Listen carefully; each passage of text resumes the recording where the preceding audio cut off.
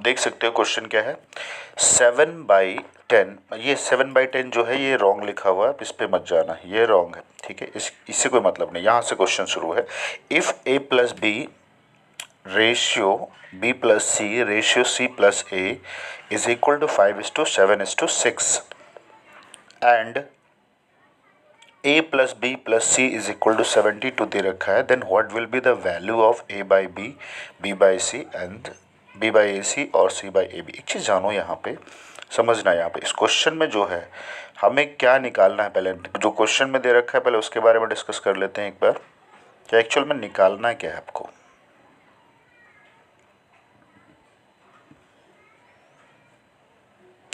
अब देखो यहाँ निकालना क्या था आपको, एक्चुअल में निकालना है 1a बाई कितना है, a बाई बी सी है, और ये b बाई ए सी है, ए सी दे रखा है, और क्या रेशियो दे रखा है, c बाई ए बी दे रखा है। तो एक्चुअल में अगर देखा जाए तो अगर मैं सब में क्या करूं कि ऊपर में देखो, यहाँ पे अगर नीचे a से मल्टीप्लाई, ऊपर नीचे इस वाले पहले वाले में अगर a से मल्टीप्लाई कर दूं, यहाँ भी a से मल्टीप्लाई कर देता हूँ और यहाँ भी a से मल्टीप्लाई कर देता हूँ, और यहाँ पे AC है तो AC किसकी कमी है, B है, तो अगर B से ऊपर मल्टीप्लाई कर देता हूँ इस तरह से, और यहाँ भी B से मल्टीप्लाई कर दो, यहाँ पे किसी AB है तो C नहीं है, तो ऊपर क्या किससे मल्टीप्लाई कर दो, C से मल्टीप्लाई कर दो, अगर C से मल्टीप्लाई कर दे तो C से यहाँ भी कर दो, नीचे भी। तो इस तरह से देखा जाए तो हमारे पास ये ABC, ये ABC, ये ABC कट गया, तो बचा क्या हमारे पास, बचा हमारे पास, हमें एक्चुअल में रेशियो किसका चाहिए, A² B² और किसका रेशियो चाहिए, C², कुछ इस तरह से। तो हमें इसकी वैल्यू एक्चुअल में जो पूछा है, ये वाला लास्ट लाइन जो पूछी है, उसका मतलब ये है कि हमें A² B² और C² की वैल्यू चाहिए, ये हमें चाहिए एक्चुअल में, ठीक है। आई होप ये स्टेप समझ में आया हो। क्या किया हमने, A से ऊपर मल्टीप्लाई कर दिया, इसमें ऊपर नीचे A से मल्टीप्लाई, यहाँ ऊपर नीचे B से मल्टीप्लाई कर दिया यहाँ पे, और यहाँ पे क्या था, C था, तो C से ऊपर नीचे मल्टीप्लाई कर दिया, तो नीचे ABC बन गया, ये ABC बन गया, ये ABC बन गया, ये कट गया तीनों, बचा क्या, A² B² और C² बचा। तो यहाँ पे तो हमारे पास एक्चुअली पूछा क्या, A² B² और C²। अब देखो हमारे पास एक चीज़ और है, ये वाली लाइन हमें एग्जैक्ट डेटा यूज़ ही नहीं करना, क्योंकि हमें रेशियो में पूछा, अगर एग्जैक्ट डेटा यूज़ करें तो रेशियो जब भी हो तो हमें एग्जैक्ट डेटा की ज़रूरत नहीं पड़ती मैक्सिमम, ठीक है। अब हमारे पास a plus B, B plus C और c प्लस ए दे रखा है, कितना है a, ये वाला जो रेशियो है ये वाला, तो ये वाला कितना है, अब सबको जोड़ लो, देखो 2 बार a आया है इसमें, ये वाला 2 बार a, 2 बार b आया है, 2 बार c आया है, ठीक है, सबको जोड़ लो तो कितना हो जाएगा, ट्वाइस ऑफ, अगर हम जोड़ें तो यहाँ पे हमारे पास आ जाएगा twice of a plus B plus C, ये आ जाएगा हमारे पास, twice of A plus B plus C आ जाएगा इस तरह से। और कितना ये हो जाएगा, 7 5 12, ये वाला जोड़ लो, 7 5 12 और कितना 7 5 12 6 कितना हो जाएगा 18, तो यहाँ से 18 आ गया। तो अब एक्चुअल में A प्लस बी प्लस सी कितना आ जाएगा, A प्लस बी प्लस सी जो निकल के आएगा वो कितना आ जाएगा, 9 आ जाएगा कि नहीं आ जाएगा, 9 आ जाएगा। तो A प्लस बी एक्चुअल में क्या है, 9 यूनिट है, ये एग्जैक्ट वैल्यू नहीं है कि हम इसको, ये हमारे पास जो आया था ये हमारे पास 18 यूनिट था, या रेशियो बोल सकते हो, ठीक है, 18 यूनिट तो 9 यूनिट। अब एक चीज़ बताओ मुझे, आपके पास क्या दिया हुआ है, आपके पास रेशियो में अगर देखा जाए तो यहाँ पे रेशियो में आपके पास गिवन है, क्या गिवन है रेशियो में,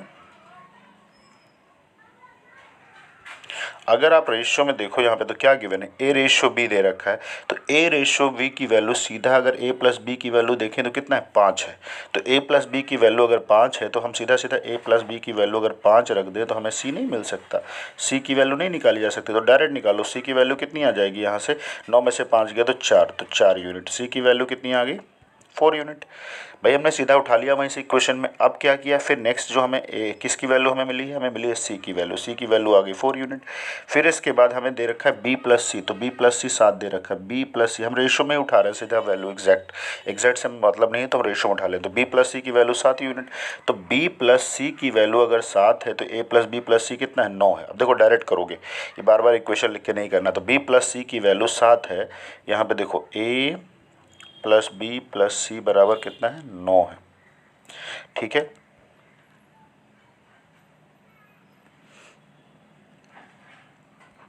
कितना a प्लस बी प्लस सी की वैल्यू 9 है, तो हमें b प्लस सी की वैल्यू 7 दे रखी है, तो a की वैल्यू सीधा कितना आ जाएगी, अरे भाई b प्लस सी वैल्यू 7, ये वाली वैल्यू 7 हो गई, तो 7 9 में से 7 निकालोगे तो कितना आ जाएगा, 2 यूनिट आएगा कि नहीं आएगा, ये 2 यूनिट हो गया यहाँ से। अब हमें क्या निकालना था, हमें c निकालना, भाई c निकल गया, हमारे पास क्या निकालना था, b निकालना था। तो b निकालने के लिए क्या करोगे, सीधा अगेन वापस जाओगे उसी इक्वेशन पे। अब देखो यहाँ पे हमारे पास लास्ट दे रखा है ए सी प्लस ए, सी प्लस ए कितना दे रखा है, 6 दे रखा है, तो सी प्लस ए इसमें रख दो लास्ट में। तो यहाँ पे अगर इक्वेशन में ए प्लस बी प्लस सी, तो सी प्लस ए ये वाली वैल्यू कितनी दे रखी है, 6 दे रखी है, तो 6 दे रखी है। अगर हम देखें यहाँ पे लास्ट में 6 दे रखा है ये वाली, तो सी प्लस ए बराबर 6 दे रखा है, तो 6 की वैल्यू अगर रखोगे यहाँ पे, तो सी प्लस ए बराबर 6, तो बचा बी, तो बी की वैल्यू अगर 9 में से 6 निकालोगे तो कितना बचेगा, 9 में से 6 निकलेगा तो 3 यूनिट बचेगा कि नहीं।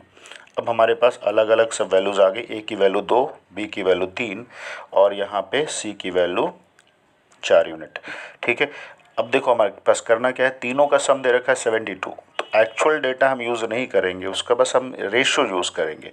क्या है, ए बी सी हमने निकाल लिया, तो ए प्लस बी, तो ए की वैल्यू अगर हम देखें तो ए की वैल्यू 2 आ गई, 3 आ गई, 2 3 और 4, यही तो आया, 4 आ गए, ए 2 3 4, तो 4 3 7 2 9, 9 यूनिट की वैल्यू अगर हम देखें तो 9 यूनिट की वैल्यू किसके बराबर दे रखा है, 72 के बराबर। तो एक की वैल्यू कितनी हो जाएगी, 8 के बराबर। एक की वैल्यू 8, हमें हमसे पूछा क्या यहाँ पे क्वेश्चन में, एक की वैल्यू 8 हो गई। अब हमसे पूछा है, देखो ज़रूरत नहीं है हमें इसका यूज़ करने का, अच्छा ये इसे हमें आगे पूछा ही नहीं है तो हमें इसका यूज़ ही नहीं करना, बस हमें डायरेक्ट क्या करना है, आप ये करो, इसके बाद सीधा आंसर पे जाओ, ज़रूरत ही नहीं इसको निकालने की, ये डेटा यूज़ करने की, क्योंकि रेशियो में ही आंसर दे रखा है, ज़रूरत ही नहीं है। तो आप क्या करो, अब ए स्क्वायर पूछा है तो इसका स्क्वायर कर दो, तो स्क्वायर करोगे तो ए स्क्वायर कितना हो जाएगा, 4 4 4 यूनिट होगा। फिर बी स्क्वायर करोगे तो बी स्क्वायर का कितना, 9 यूनिट हो जाएगा, 9 यूनिट स्क्वायर, और 4 फिर सी का स्क्वायर कितना हो जाएगा, 4 का स्क्वायर 16 यूनिट,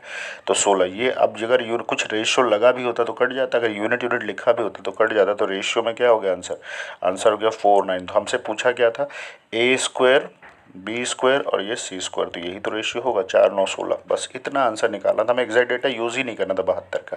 ठीक है, हमने क्या किया, डायरेक्ट फिर से एक बार जान लो, सीधा हमने क्या किया, जो ये दिया हुआ था, ये वाला टर्म जो दिया था, इसको हमने चेंज किया, ऊपर नीचे ए बी से मल्टीप्लाई करके चेंज कर लिया, ए स्क्वायर बी स्क्वायर सी स्क्वायर पूछा है, बस इतना देखा हमने। और फिर इसके बाद हमने क्या किया, तीनों को सबको जोड़ दिया, ये वाला जो टर्म दे रखा था ये वाला हमने जोड़ लिया। ठीक, अब जोड़ने के बाद क्या किया, सबको जोड़ लिया, तो डबल डबल सब चीज़ दे रखा था, तो हमने क्या किया, जोड़ा जब इसको, तो यहाँ पे क्या है, ट्वाइस ऑफ ए, दोगुना A, twice of A plus B plus C का वैल्यू कितना आ गया, ये आ गया 7 5 12 6 18, 18 आ गया। तो ए प्लस बी की प्लस सी की वैल्यू 18, 2 से कैंसिल आउट कर दो, तो ए प्लस बी प्लस सी की वैल्यू कितनी आ गई, 9 यूनिट। अब एक चीज़ बताओ, बी प्लस सी की वैल्यू आपको यहाँ पे ए प्लस बी की वैल्यू 4 5 दे रखी है, भाई ए प्लस बी की वैल्यू कितनी है, ए प्लस बी की वैल्यू 5 दे रखी है ये वाली, तो 5 दे रखा, हमने सीधा यहाँ पे 5 रख दिया, तो सी की वैल्यू सीधा 4 निकल गई। फिर इसके बाद ऐसे करके सारा डेटा हमने यूटिलाइज कर लिया, और लास्ट में क्वेश्चन हमने सॉल्व, ए की वैल्यू 2 बी की वैल्यू, तो डायरेक्ट हमने ए के स्क्वायर, ए वैल्यू मिला था तो ए का स्क्वायर 4 होगा, बी का स्क्वायर 9 होगा, और सी का हमने 4 देखा था 16, बस खत्म क्वेश्चन, 4:9:16 आंसर होगा। तो वही ऑप्शन जो है आपका आंसर बन जाएगा। है कोई ऑप्शन, तो यहाँ पे ये वाला ऑप्शन आपका आंसर होगा, डी ऑप्शन। ठीक है, फोर्थ ऑप्शन आपका आंसर 4:9:16 ये आंसर हो जाएगा। ठीक है, आई होप समझ में आ गया होगा। ठीक है, नेक्स्ट क्वेश्चन पे चलते हैं।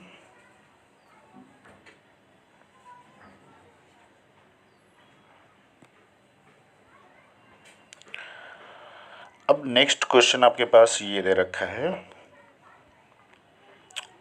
ये क्वेश्चन बहुत ही अच्छा क्वेश्चन माना जाता है इसको। ठीक है, क्या दे रखा है, the price of gold is proportional to the square of its मास।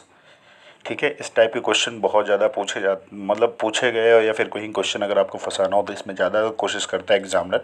बिल्कुल भी नहीं संभव, बिल्कुल भी नहीं, कभी भी आप इस ऐसे क्वेश्चन में रुकोगे, ऐसे क्वेश्चंस को आप बस थोड़ा सा लॉजिक के साथ सॉल्व करोगे बस।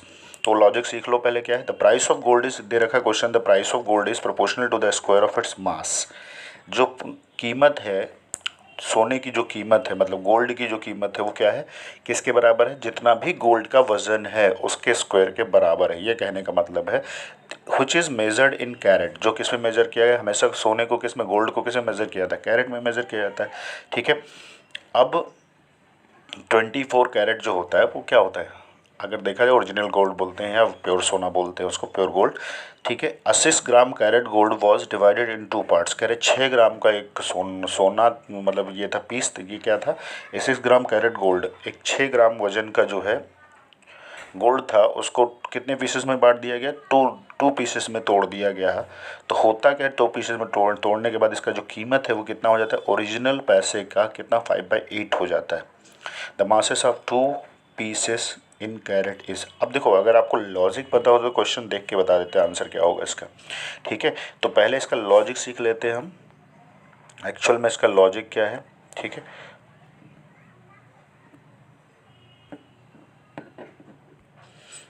पहले आप इसका बेसिक सीखो, लॉजिक आ जाएगा तो क्वेश्चन अपने आप हो जाएगा। ठीक है, अब देखो ये क्वेश्चन है आपके पास, तो अगर मैं क्वेश्चन पहले आप में क्वेश्चन डिस्कस कर दूँ, ये थोड़ा सा एक लेवल आगे का क्वेश्चन है, तो पहले हम बेसिक वाला लेवल पहले जाने। हमने क्या एग्जांपल के लिए माना इस क्वेश्चन को, अगर मैं समझाना चाहूँ आपको, तो पहले एक चीज़ जानो, लिखा है कि price of gold is directly, तो कीमत जो है, अगर प्राइस ऑफ गोल्ड की बात करें तो इसमें सीधा सीधा लिखा है प्राइस ऑफ गोल्ड जो है वो डायरेक्टली प्रोपोर्शनल है किसके, वजन के, मतलब क्या है, वेट या मास बोल सकते हो, तो वेट या मास बोल सकते हो उसको, जो सोने का क्या है, जो गोल्ड का वेट है, ठीक है, उसके स्क्वायर के बराबर है।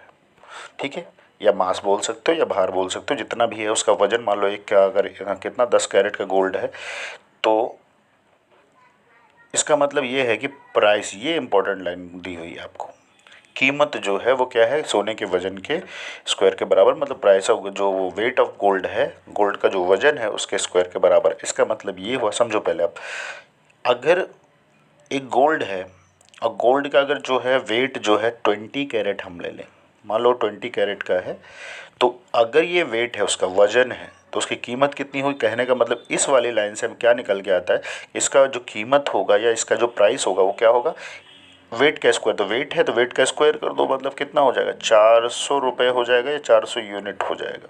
ठीक है, कहने का मतलब बस इतना कि जो भी वेट होगा, जैसे अगर 10 ग्राम का सोना है तो 10 ग्राम के सोने को क्या करोगे, अगर पूछो प्राइस कितना होगा, तो आप क्या करोगे, इसके इस लाइन, इस वाले जो दिया हुआ है, price is directly proportional to square of its weight, तो उसका मतलब ये हुआ कि 10 ग्राम का स्क्वायर कर दोगे, तो जैसे 10 ग्राम का सोना है अगर, तो सीधा सीधा अगर ग्राम में इसका वजन ये है तो उसका कीमत कितना होगा, 10 का स्क्वायर मतलब 100 रुपये होगा।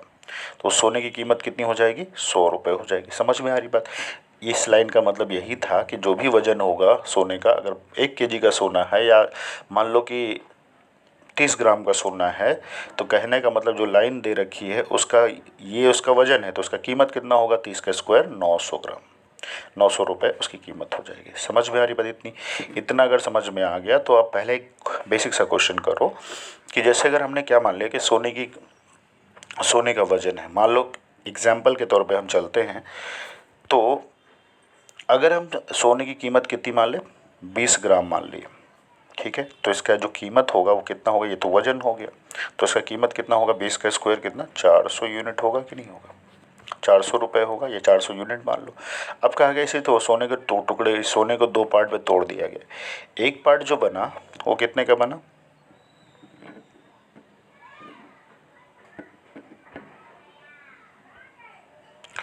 अब एक पार्ट जो बना वो कितने, 8 ग्राम,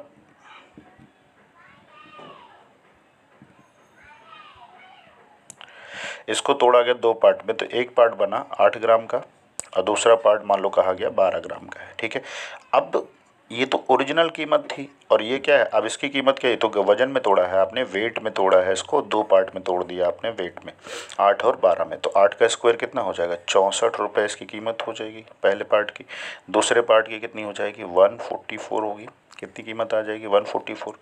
ठीक है, तो अगर अब देखें जोड़ के हम, तो इसमें अगर हम देखें जोड़ के तो कितना आ जाएगा, अब 200 ये हो गया और 208 आ जाएगा।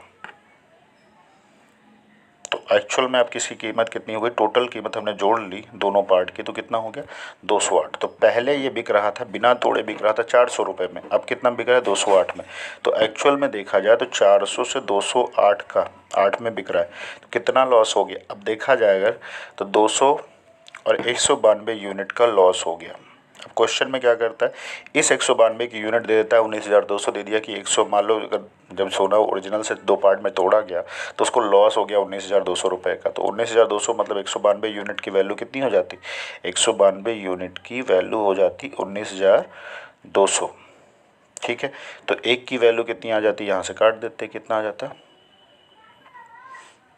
100 रुपये आ जाती एक यूनिट की वैल्यू। तो पूछता है ओरिजिनल की कीमत क्या होगी, तो ओरिजिनल कितने का था, ओरिजिनल 400 यूनिट है। 400 यूनिट की वैल्यू में क्या करते 100 का मल्टीप्लाई कर देते, तो 400 इंटू 100 कितना एक्चुअल में कितना होता 40,000 रुपये उसकी कीमत होती, ओरिजिनल कीमत। तो ये तो इस तरह से बेसिक क्वेश्चन बनता है।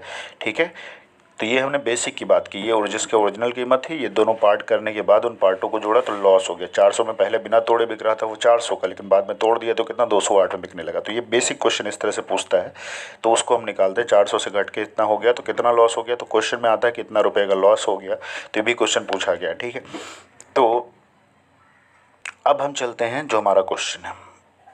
ठीक है, हमारे क्वेश्चन में क्या था, the price of gold is proportional to the square of its mass. तो प्राइस ऑफ गोल्ड वही सेम चीज़ है, प्राइस जो है वो किसके है, मास के स्क्वायर, मास बोलो वेट बोलो क्या फ़र्क पड़ता है, तो इसके स्क्वायर के बराबर है, वही सेम चीज़। तो 6 कैरेट का गोल्ड है अगर, तो उसका अगर कीमत देखा जाए 6 कैरेट का गोल्ड है, क्वेश्चन को सॉल्व करोगे तो 6 कैरेट का गोल्ड है। ठीक है, 6 कैरेट का मतलब इसका वजन है 6, तो कीमत कितनी हो जाएगी, कीमत हो जाएगी इसका स्क्वायर, मतलब 6 का स्क्वायर कितना 36 यूनिट। आई होप समझ में आ रही होगी इतनी बात, कितना हो जाएगा 36 यूनिट। अब कह रहे हैं इसी के 2 टुकड़े कर दिए गए, पहला टुकड़ा जो किया गया और उन टुकड़े को कह रहा है ये तो मास हो गया इसका, भाई 6 को तोड़ा गया 2 पार्ट में तो उसका मास कुछ हुआ होगा, और मास का जो है वजन, ये तो मास की बात हो रही है। ठीक है, लेकिन अगर उसका हम प्राइस की बात करते हैं तो प्राइस क्या होता है हमें पता है, इसका स्क्वायर, तो कितना, इस वाले टुकड़े का स्क्वायर करोगे तो यहाँ लिखा जाएगा, इस वाले टुकड़े का स्क्वायर करोगे तो यहाँ लिखा जाएगा, दोनों को जोड़ के जो भी वैल्यू आएगी, तो ये इसका इसका इसका प्राइस कितना आएगा 6 का स्क्वायर, ये तो वजन था, तो इसका प्राइस कितना 36 यूनिट। ठीक है, अब कह रहा है जो ओरिजिनल था जब इन टुकड़ों को बेचा गया तो ये 5/8 हो गया, मतलब 36 का 5/8 हो गया। तो 36 का 5/8 अगर निकालते हो तो 4 9 36, 4 दूनी 8, तो ठीक है, ये हो जाए 9 5 45 का आधा, 45 का आधा कितना 22.5, ये आ गया 22.5। अरे भाई 36 का 5/8 निकाला जा सकता है कि नहीं निकाला जा सकता, आप सीधा निकाल सकते हो 5/8, तो 4 से 9 बार, 4 से 2 बार, ठीक है, तो 45/2 कितना आ जाएगा 22.5 यूनिट होगा कि नहीं होगा। तो ये इतना प्राइस हो जाता है। पहले इसका जो प्राइस ओरिजिनल प्राइस था वो 36 था, 36 यूनिट था, लेकिन जब तोड़ के बेचा तो इसका प्राइस क्वेश्चन में दे रखा है 5/8 हो जाता है, मतलब कितना 22.5 होगा। पहले 36 रुपये था तो अब 22.5 रुपये हो जाता है। तो पूछा है वो मास कितना था। अब हम अगर M1 M2 में सॉल्व करेंगे थोड़ा टाइम लगेगा, लेकिन अगर ऑप्शन पर नज़र डालें, सिर्फ ऑप्शन पे अगर एक बार जाएं तो ऑप्शन पे आप ये चीज़ सोचो कि मास आपको दे रखा है, तो आपका अगर प्राइस जोड़ो तो 22.5 के बराबर आना चाहिए था।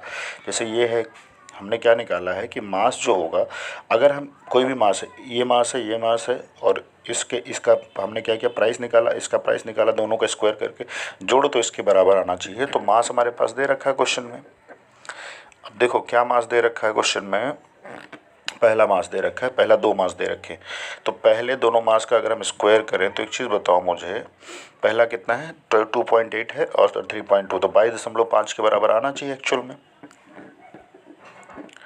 क्या ये आएगा 22.5? अगर नॉर्मल हम ऑप्शन से करते हैं क्वेश्चन को तो ज़्यादा इजी होगा।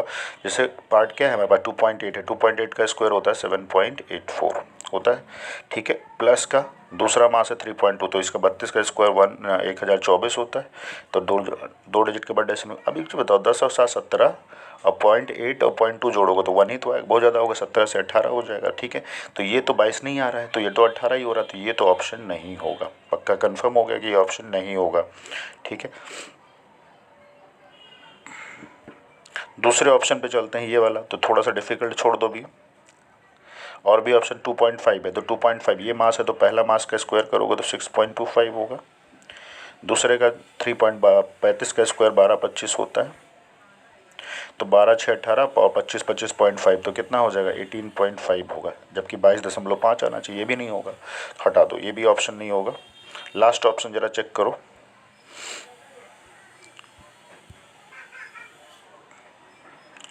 अब ज़रा लास्ट ऑप्शन चेक करो, लास्ट ऑप्शन जो होगा वो क्या है 1.5, तो 15 का स्क्वायर 225 मतलब 2.25, ये मास था, वजन था 1.5 कैरेट और 4.5 कैरेट, दोनों का स्क्वायर तो 1.5 और 4.5 का स्क्वायर होता है अगर देखा जाए तो कितना 2025। स्क्वायर निकालने का तरीका मैंने एक वीडियो बनाया है, आप लोग अगर देखना चाहें तो बैक जाके देख सकते हैं, आसान होता है, ठीक है।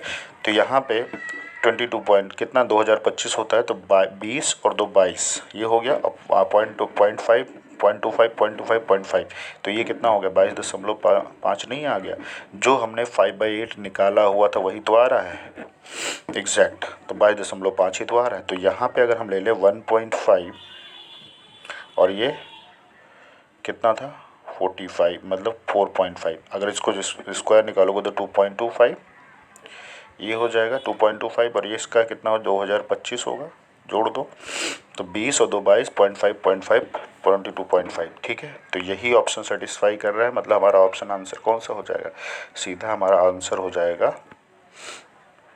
Last option.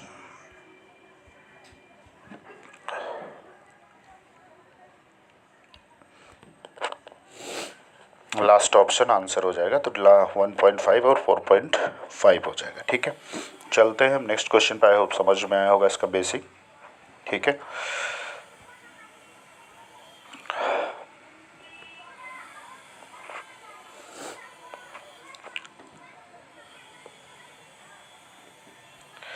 नेक्स्ट क्वेश्चन,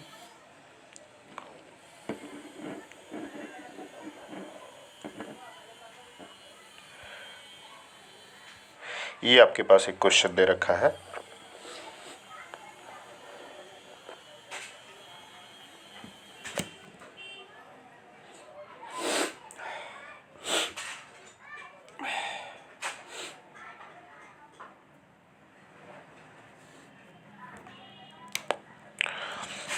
अब क्वेश्चन क्या है आपके पास यहाँ पे दिया हुआ है कि the ratio of income of ABC is 7:9:12 and their expenditure ratio is 8:9:5. If the saving of A is 1/4 of its income, then what will be the ratio of saving of ABC? बहुत ही ज़बरदस्त question है, पूरे ratio का सबसे difficult माना जाता है। तो 2-4 क्वेश्चन ऐसे हैं जो सबसे डिफिकल्ट माने जाते हैं, जिसको डिस्कस करने वाले हैं 1 by 1। आप देख रहे हो क्वेश्चन का लेवल क्या है और क्वेश्चन को डिस्कस करने का तरीका, ठीक है। तो क्लास में थोड़ा सा ज़्यादा एलिबोरेट कर पाता हूँ, यहाँ पे भी कर पाऊँगा, लेकिन थोड़ा सा टाइम लग जा रहा है, ठीक है। अब थोड़ा सा क्लास में क्या होता है, इंटरेक्शन भी हो जाता है कि सामने वाला जो है कैंडिडेट समझ पा रहा है कि नहीं, तो वो अपना रिस्पॉन्स भी कर देता है, लेकिन यहाँ पे तो आप लोग कमेंट के थ्रू ही बता पाओगे, ठीक है। तो यहाँ पे जो क्वेश्चन है, the ratio of income of ABC is 7:9:12। अरे इनकम का रेशियो दे रखा है, एक्सपेंडिचर का रेशियो दे रखा है, और क्या दे रखा है, if the saving of A is 1/4 of its income. देखो अब क्वेश्चन को सॉल्व करना होता ना, तो डायरेक्ट भी तरीका है, अप्रोच है, लेकिन पहले आप इसका बेसिक जानो क्या दे रखा है। इनकम का रेशियो दे रखा है 7:9:12 आपको दे रखा है, तो ये इनकम का रेशियो है। इनकम का है कि एंड देयर एक्सपेंडिचर रेशियो,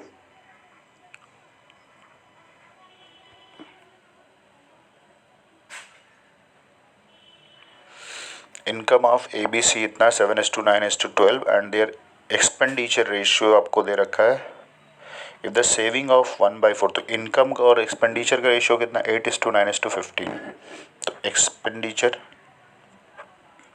8:9:15 दे रखा है, 8:9:15। एक चीज़ जानो, मैंने इनकम एक्सपेंडिचर के बारे में बात की है, ऑलरेडी डिस्कस कर चुका हूँ कि इनकम बराबर होता क्या है, एक्सपेंडिचर प्लस का सेविंग, यही होता है। तो एक्सपेंडिचर प्लस का सेविंग मतलब कि अगर आपकी इनकम मान लीजिए 100 रुपये है और 100 रुपये आपकी आय जो है 100 रुपये है और उसमें से आपने 80 रुपये खर्च कर दिए, ठीक है। तो बचाया आपने कितना, 100 में 80 खर्च कर दिया तो बचाया कितना आपने, 20 रुपये। तो यही होता है इनकम एक्सपेंडिचर, मैंने डिस्कस किया हुआ परसेंटेज पे, इस पर क्वेश्चन भी कराएं। पार्ट 1 परसेंटेज का आप देख सकते हो, ठीक है। उसमें पार्ट 1 और पार्ट टू में शायद देख सकते हो, पार्ट 2 में है परसेंटेज का जो पार्ट 2 पढ़ा है, उसमें ये सब सारा डिस्कस किया हुआ, क्वेश्चन बहुत 3-4 क्वेश्चन कराया हुआ है, ठीक है। तो ये रेशियो में है, रेशियो में डिस्कस करते हैं। तो यहाँ पे हमारे पास इनकम दे रखी, तो अगर हम यहाँ पे थोड़ा सा बेसिक का यूज़ करें तो ये 7x मान लिया हर चीज़ का, ये क्या है 9x हो गया, ये 12x हो गया, ठीक है।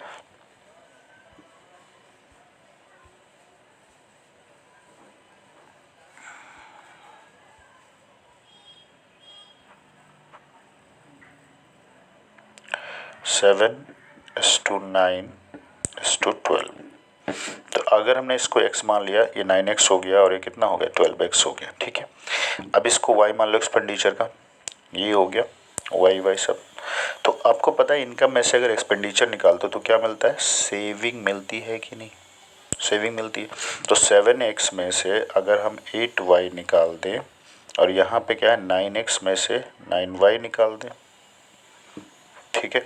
और लास्ट वाला क्या है 12x में से 15y निकाल दें, तो लास्ट वाला बचेगा जो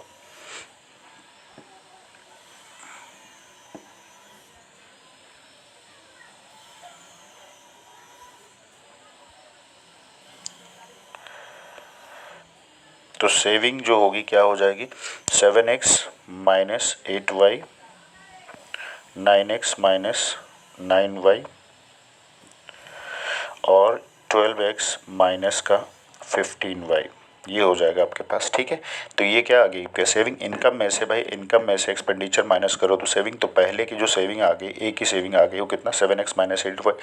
अब एक चीज़ बताओ, एक लाइन दे रखी है आपको, ये इंपॉर्टेंट क्वेश्चन, बहुत ही इंपॉर्टेंट क्वेश्चन है यहाँ पर, 1/4 the saving of A is 1/4। तो अगर ए की सेविंग की बात करें और इनकम की बात करें तो सेविंग ऑफ ए और इनकम, आप अगर मान लिया कि सेविंग उसकी 100 रुपये है तो इनकम कितनी होगी 400 होगी कि नहीं, यही तो कहा 1/4 का मतलब यही होता है। या दूसरा तरीका आप अप्लाई कर सकते हो, यहाँ पे कह रहा है सेविंग ऑफ ए, आपको ये दे रखा है कि सेविंग ऑफ ए जो दे रखा है, तो saving of a is equal to 1/4 of income. कोई भी इनकम अगर ए की मान लो 100 रुपये है तो उसका 1/4 मतलब 25 रुपये बचाता है वो, ठीक है। तो यहाँ पे क्या ये सेविंग अपॉन में ए, तो सेविंग ऑफ, तो सेविंग और इनकम, इनकम का ये इनकम होना चाहिए यहाँ पे, तो सेविंग अपॉन में इनकम अगर करते हो यहाँ पे,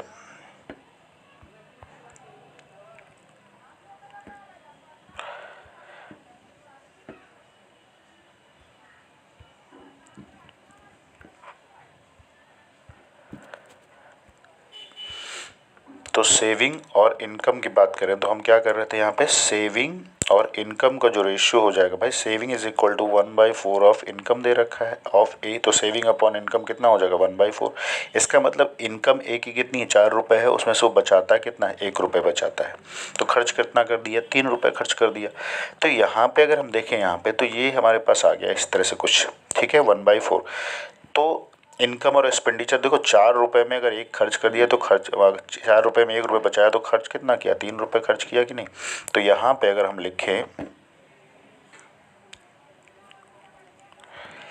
कि एक्सपेंडिचर ऑफ ए अपॉन में इनकम ऑफ ए कितना हो जाएगा भाई, 4 रुपये था 1 रुपये बचाया तो 3 रुपये खर्च किया तो 3 रुपये हो गया, अपॉन में इनकम कितनी थी 4, और इसका जो रेशो है वो कितना है, यहाँ पे देखो इनकम ए की कितनी है, ये ए है, ये ए है, ये बी है, ये सी है, ठीक है 7x है, और एक्सपेंडिचर कितना है 8y है। तो आप क्या करो सीधा यहाँ पे जो रेशियो लिख रहे हो, ये तो एक्सपेंडिचर है तो यहाँ पे 8y लिख दो, और नीचे कितना हो जाएगा 7x हो जाएगा भाई, इनकम हो जाएगा 7x, तो ये हो जाएगा 7x। अब इसको सॉल्व कर लो, इसको क्रॉस मल्टीप्लाई कर लो, तो x अपॉन वाई यहाँ से निकल के जो आएगा वो कितना आ जाएगा, XY तो 8 चौक 32 आ गया, और यहाँ पे कितना आ गया 7 21। तो x की वैल्यू हमने निकाल ली यहाँ से 32 और y की वैल्यू 21। अब इस वैल्यू को जो ऑप्शन है, जो हमने क्वेश्चन लिखा है उसमें रख दो, बस इसमें रखते जाओ सीधा सीधा, आपको ऑप्शन मिलते जाएंगे। x की वैल्यू कितनी रखनी है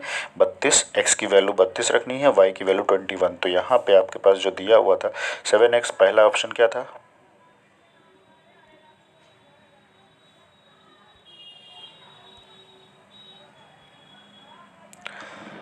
पहला ऑप्शन आपके पास 7x माइनस 8y था, 7x माइनस 8y।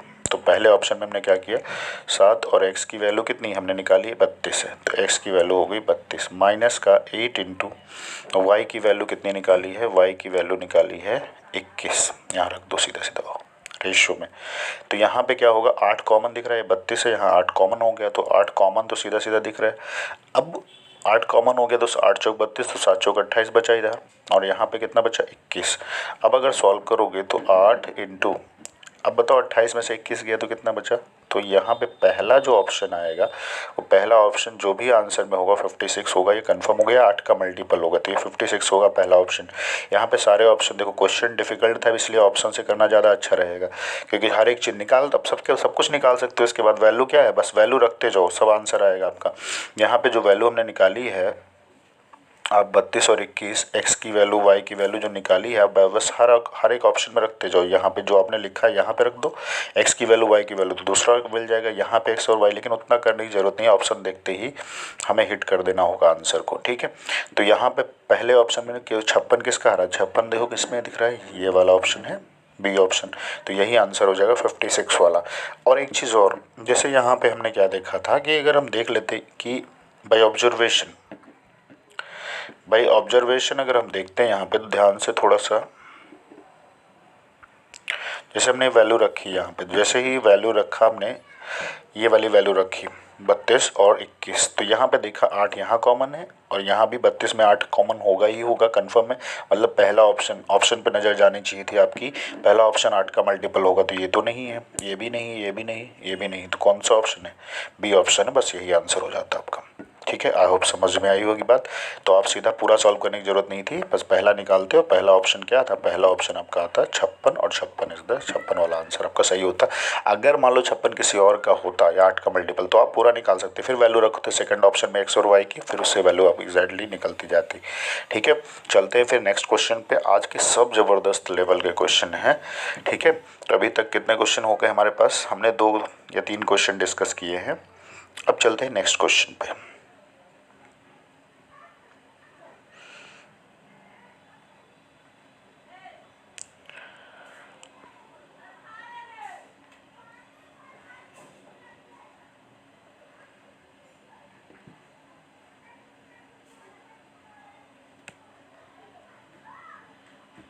अभी ये क्वेश्चन है आपके पास, चौथा नंबर का क्वेश्चन जो है, तीसरा या चौथा क्वेश्चन जो भी है, तो ये क्या है, आपके पास दिया हुआ है कि रुपीज़, यहाँ पे भी जानो कि आपके पास रुपीज़ जो है, क्वेश्चन ये कोई वैल्यू नहीं है, क्वेश्चन है, समझना, चौथा क्वेश्चन इस तरह से, तो रुपीज़ 555 वॉज डिवाइडेड, ये कुछ मतलब नहीं है इसका, ये क्वेश्चन का नंबर था, तो rupees 555 was to be divided among A B C in the ratio 1/4, 1/5, 1/6, but by mistake it was divided in the ratio of the amount in excess receive by C. तो C को कितना पैसा मिलता है access में, ये भी अच्छे लेवल का क्वेश्चन है, ठीक है। तो अब समझो कैसे करना है, जैसे आपके पास पहला रेशियो क्या दे रखा है, आपके पास दे रखा है 1/4, दूसरा कितना है 1/5, तो ये किसका रेशियो है सबका, ए बी और सी का रेशियो, और तीसरा रेशियो कितना दे रखा है 1/6, ये दे रखा है।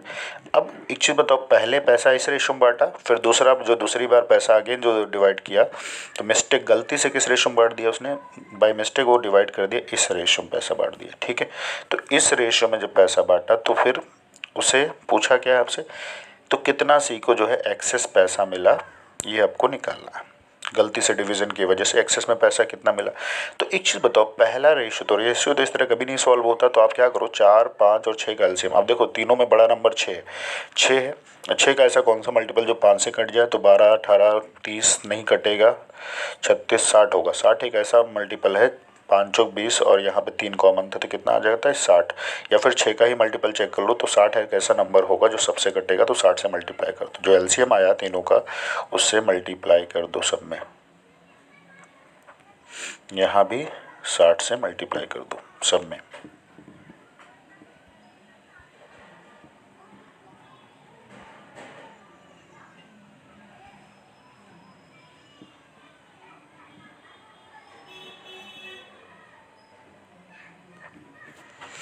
ठीक है। अब अब सब में 60 से मल्टीप्लाई कर दिया तो कितना, 4 से कटेगा 15 बार, तो ये आ गया 15। ठीक है, 5 से कितनी बार, 12 बार कटेगा, तो ये आ गया 12। एक्चुअल में डिवीज़न इस तरह से करना था। तो एक्चुअल रेशियो क्या था, डिवीज़न का एक्चुअल रेशियो ABC का, पहली बार उसने बांटा 15 12 10 में, और दूसरी बार बांट दिया, तो पहली बार जो डिवीज़न किया वो 15 12 और 10 में। ठीक है, और दूसरी बार में डिवीज़न कर दिया उसने 4 और 5, गलती से जो डिवीज़न हुआ वो 4 5 और 6 में। तो पहली बार जो बांटा तो किस आपको कितना कितना मिला होगा भाई, ए का पैसा है, ये बी का है, सी का। तो अगर जोड़े तो कितना, 15 12 27, ये बार कितना आ जाएगा, 15 10 25 और 2 27 और 10 कितना 37। तो टोटल कितना पैसा हो गया, अगर यूनिट में देखें तो 37 यूनिट हो गया। और 37 यूनिट की वैल्यू जो दे रखी है 555 रुपये 555 दे रखी है। एक चीज़ जानो, 37 का जो मल्टीपल है ना वो बहुत इंपॉर्टेंट है, 3 गुना। भाई 37 का 3 गुना हमेशा 111 होता है, ये याद रख लो हमेशा, क्योंकि ये बहुत बार कंफ्यूज करता है, लोग समझ नहीं पाते हैं, इसको काटने के लिए थोड़ी देर कंफ्यूज रहते हैं। तो आप ये चीज़ दिमाग में ही रखोगे, 37 का जो 3 गुना होता है वो कितना होता है, 111 होता है। ठीक है, अब देखो 111 का ये 111 है और ये 5 गुना, तभी तो ना ऐसा आया होगा। तो 37 से काटोगे कितनी बार कटेगा, 111 3 बार। तो यहाँ से 1 यूनिट की जो वैल्यू निकल के आई वो कितना निकल के आई, 5 थी 15 रुपये। 1 यूनिट की जो वैल्यू आई वो 15 रुपये के बराबर आ गई। अब हमें किसका, सी का निकाल, सी का कितना था, सी का था यहाँ पे 10 यूनिट।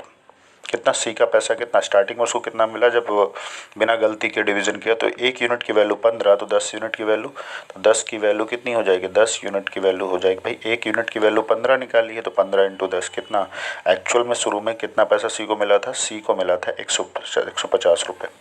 पहले उसको 150 रुपये मिले, लेकिन जब गलती से डिवीज़न कर दिया किस रेशियो में, तब कितना मिलेगा। देखो 555 को इसी रेशियो में बांटना है सबको, तो 4 5 6,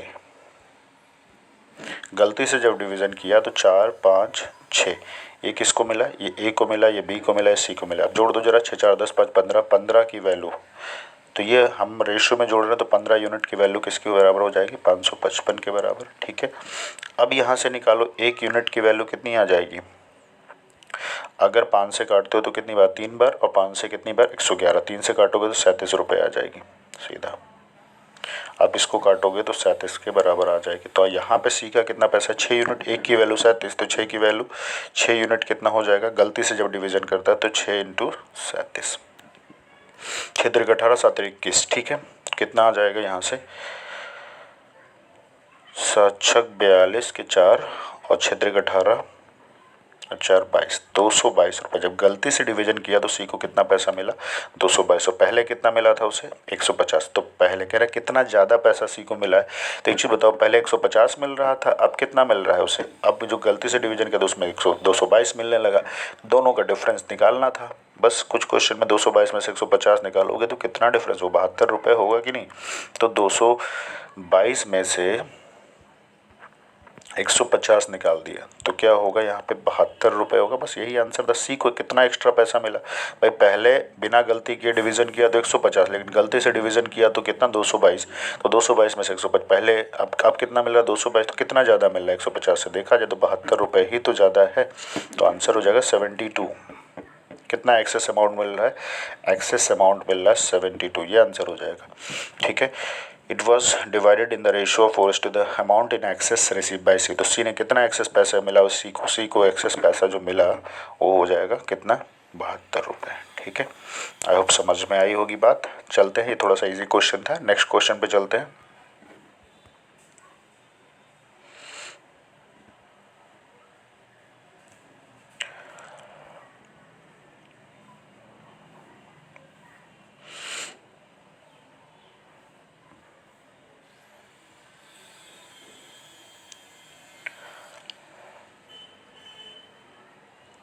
अब इस वाले पे आ जाते हैं। क्वेश्चन है आपके स्क्रीन पे, पढ़ना, और अच्छा क्वेश्चन है, ये ध्यान रखना। ठीक है,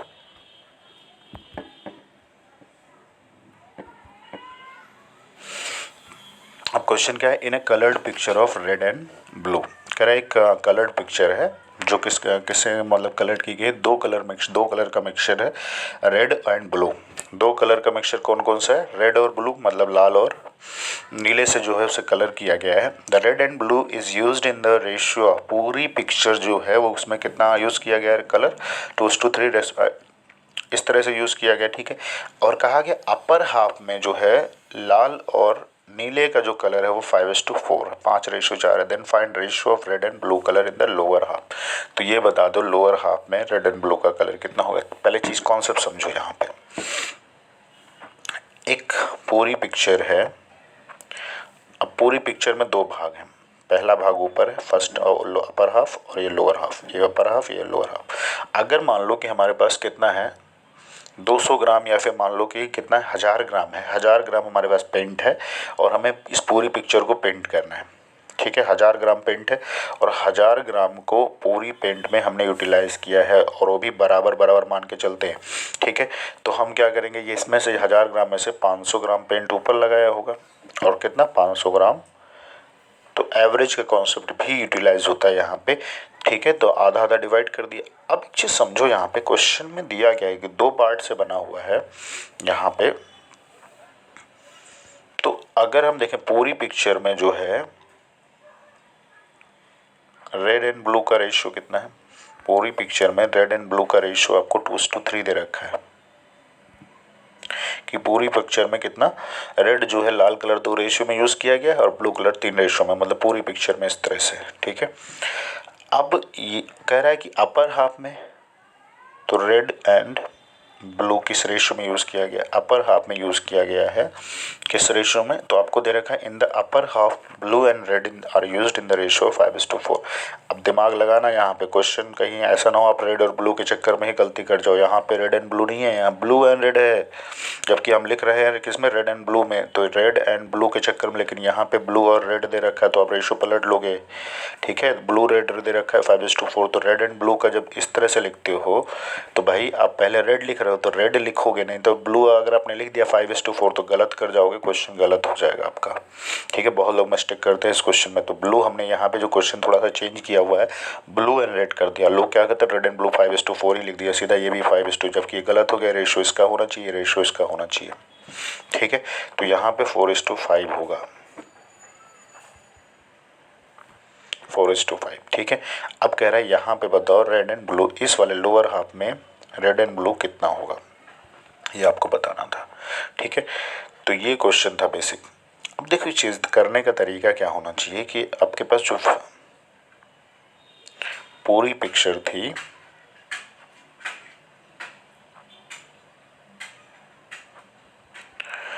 रेड एंड ब्लू कितना था 4 and 5 और ये 2 and 3 था।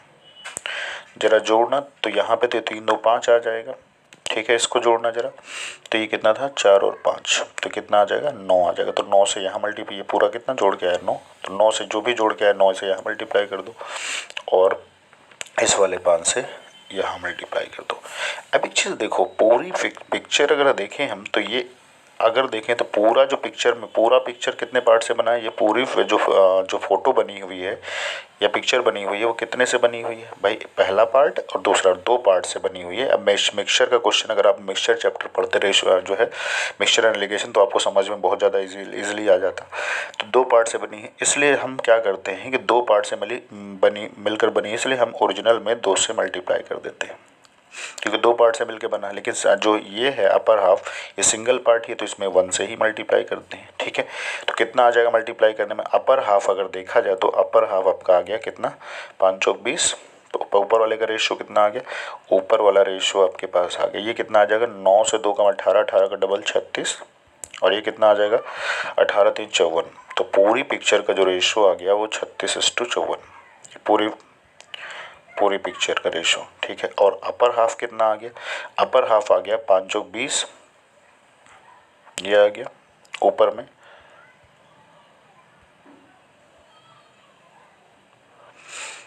बीस आ गया, और फिर 5 से 5 का मल्टीप्लाई 25। अब देखो ये तो पूरी पिक्चर का है, ये पूरी पिक्चर का टोटल ओवरऑल है, ओवरऑल रेशियो आ गया।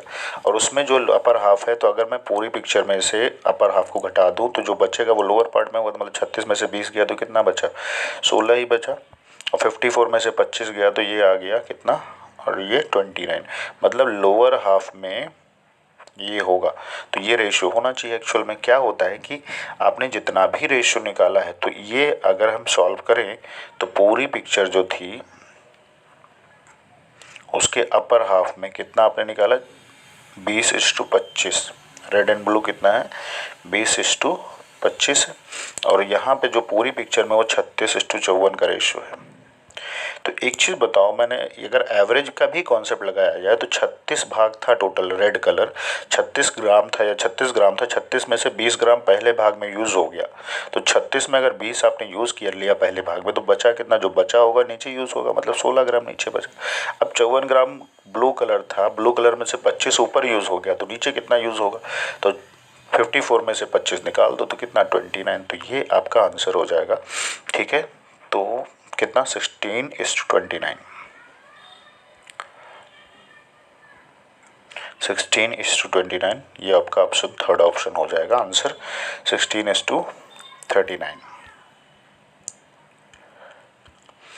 ठीक है, अब देखो डायरेक्ट हम करते तो डायरेक्ट भी कर जाते हैं। डायरेक्ट क्या है कि आप इस फिगर का जब एग्जाम में होगा तो सीधा लिखोगे पूरी पिक्चर का रेशियो। ठीक है, मिक्सचर एलिगेशन में हम ऐसे ही क्वेश्चन करते हैं। तो फिर, और ये ब्लू और रेड ध्यान रखना, इस पर थोड़ा कलर का चेंजेस किया हुआ है उसने।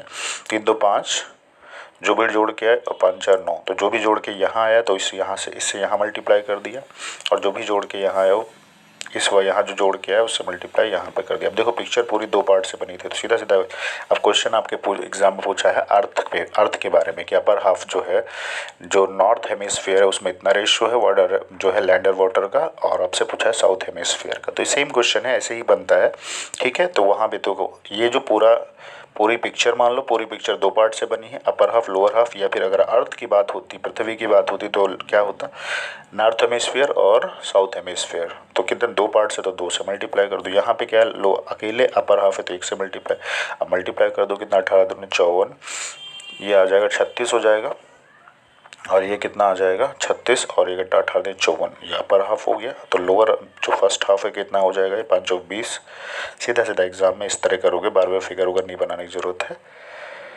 20 और ये 5 6 25, बस माइनस कर दो पूरे में से, तो ये 16 और ये 29, ये क्या हो जाएगा, लोअर हाफ का। या फिर कहोगे साउथ हेमिस्फीयर में कितना लैंड वाटर है, तो इस तरह 16:9, या फिर आप बोल दोगे जो है रेड कलर इतना है, ब्लू कलर इतना यूटिलाइज हुआ है। ठीक, तो ये आई होप ये क्वेश्चन समझ में आया होगा।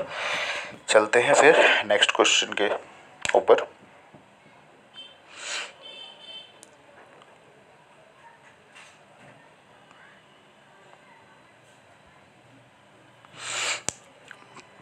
अब ये क्वेश्चन आपके पास है। ठीक है, student gets an aggregate of 60% marks in 5 subjects. ये भी बहुत अच्छा क्वेश्चन है रेशियो का। अगर देखें तो क्या दे रखा है, student gets an aggregate of 60% marks in 5 subjects in the ratio of 10:9:8:6 7:6 if the passing marks are 50% of maximum marks. अगर कह रहा है पास मार्क्स कितना है, पासिंग मार्क्स उसका जो है पूरे मैक्सिमम मार्क्स का 50%। जैसे अगर मान लो एक सब्जेक्ट का पासिंग मार्क्स 600 मार्क्स है तो उसका 50% 300 होगा, मतलब 300 नंबर अगर वो 600 में पाता है तो पास हो जाएगा। कहने का मतलब ये है। ठीक है, and each subject has the same maximum marks, और हर सब्जेक्ट का सेम मैक्सिमम मार्क्स है। In how many subject did he pass the examination, तो कितने सब्जेक्ट में उसने पास किया। अब देखो ये क्वेश्चन जो है आप करने जाओगे तो सीधे सीधे आपके दिमाग में क्या आएगा कि क्यों ना हम 100 सबको मान ले, 5 सब्जेक्ट हैं तो 100 मान लिया सबका, टोटल कितना मान लिया सब में जो है 100 मान लिया कि टोटल जो है 5 सब्जेक्ट है, सबका जो मैक्सिमम मार्क है वो अधिकतम मार्क्स कितना है 5 सब्जेक्ट का, वो 100 है। पहला दूसरा तीसरा चौथा पाँचवा, 5 सब्जेक्ट है तो टोटल अगर जोड़ा जाए तो कितना 500 टोटल हो गया। अब पासिंग मार्क्स कह रहा है कि मैंने कितना एग्रीगेट उससे मार्क्स मिला है, तो 60% ऑफ 500, टोटल कितना मिला है 60% ऑफ 500। तो 500 का 60% में परसेंट से 00 हटा दो, 6 पंजे 300 मार्क्स मिला होगा। मतलब 500 में से अगर 300 पाता है एग्रीगेट मार्क्स, उसे कितना मिला है, तो 300 मार्क्स मिला है उसे एग्रीगेट। एग्रीगेट उसे मार्क्स कितना मिला है 300, और 300 को अब बांटना है, जो भी टोटल है पांचों सब्जेक्ट का टोटल है ये। अब इसको सारे रेशियो में किस में बांट देना है, सारे रेशियो में आपके पास रेशियो दे रखा है 10:9:8:7। तो आप सबको जोड़ लो, 19 और 8 27, 7 34 6 40, जो 40 यूनिट होगा। तो 40 यूनिट की वैल्यू जो है वो हमारे पास रेशियो में कितना है, 40 रेशियो है, तो 40 यूनिट की वैल्यू कितनी 300। तो एक की वैल्यू हो जाएगी 7.5, या बोलोगे 15/2।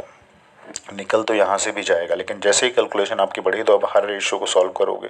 10 वाला इजी है, लेकिन जैसे जैसे आप रेशियो को सॉल्व करना शुरू करोगे तो एक चीज़ बताओ, ये सारे रेशियो 7, एक की वैल्यू तो 10 की वैल्यू निकल जाएगी, जैसे 7.5 तो 75 हो गई। पहले में कितना मिला 75, दूसरे में कितना 9 की वैल्यू, तो 9 से 7.5, 9 से 63, 9 5 45, 63 4 67, 67.5। लेकिन पॉइंट में वैल्यू जब थोड़ा सा डिफिकल्टी बढ़ गई हमारे लिए, और टोटल पे 50% पासिंग में। तो आप ऐसा करो, क्यों ना ऐसा कर लो डायरेक्ट, आप एक चीज़ थोड़ा सा इजी करने के लिए, 300 है, अगर ये 600 होता तो हमें क्या मिल जाता, डबल मिल जाता, 7.5 का डबल 15, 15 का 10 गुना 150, तो ये ज़्यादा इजी हो जाता। तो हमने क्या मान लिया, 100 की जगह आप ना मानो, 100 की जगह आप मानो 200 200, ये ज़्यादा इजी कर जाएगा क्वेश्चन को। सब में कितना है टोटल सब में है 200 और 200। 5 सब्जेक्ट कितने के हैं 200 200, और 200 पाँचों सब्जेक्ट का तो 1000, तो 60% एग्रीगेट मिला है उसे, तो 60% ऑफ 1000, तो ज़्यादा इजी हो जाएगा। परसेंट से डबल जीरो कैंसिल, कितना आ जाएगा 600 मार्क्स उसे एक्चुअल में मिला है। और इस 600 को बांटना कितना है 10 रेशियो, इस रेशियो में बांटना है उसे 10 9 8 7 6, तो कितना 10 9 19 और 8 27 और 7 कितना 34 6 40, तो 40 यूनिट रेशियो में अगर देखा जाए तो 40 है, और एक्चुअल में कितना 40 की वैल्यू आपको दे रखी 600 के बराबर। तो एक की वैल्यू 15 आ जाएगी यहाँ से, तो एक की वैल्यू 15। अब देखो यहाँ पर रेशियो आपको 10 इस तरह से दे रखा था, 10 9 8 7 और 6, 10 9 8 7 6। अब देखो मार्क्स कितना मिला, एक की वैल्यू है 15, आपने निकाल ली यहाँ से, एक की वैल्यू कितनी निकाली 15, एक की वैल्यू तो यहाँ से 10 की वैल्यू कितनी 150, पहले में सब्जेक्ट में 150 पाया, दूसरे में कितना है पाया 135 पाया है, फिर यहाँ 15 से मल्टीप्लाई किया तो 120 मिला। तीसरे सब्जेक्ट में तो पहले में इतना मिला, दूसरे में तीसरे में फिर 15 7 105, ये कितना आ जाएगा 105,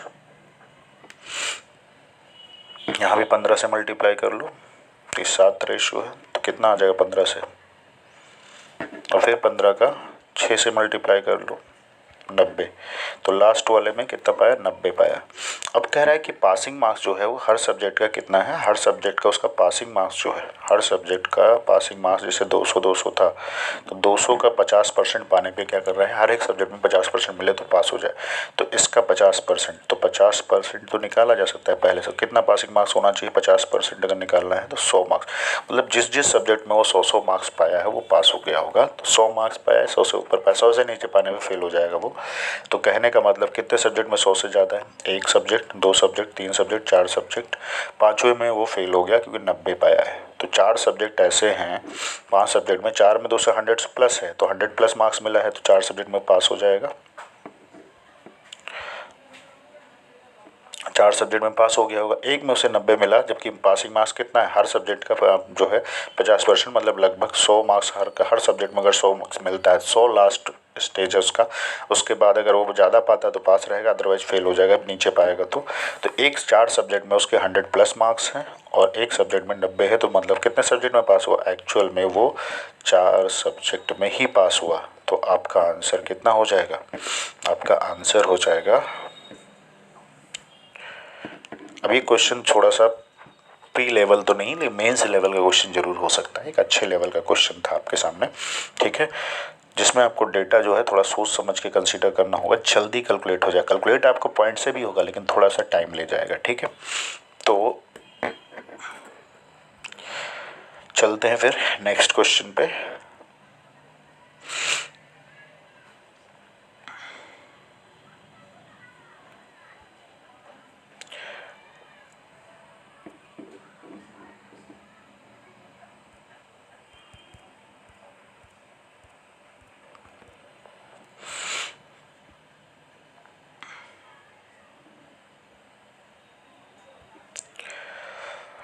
अब एक क्वेश्चन आपके पास, सब बेस्ट क्वेश्चन आज है।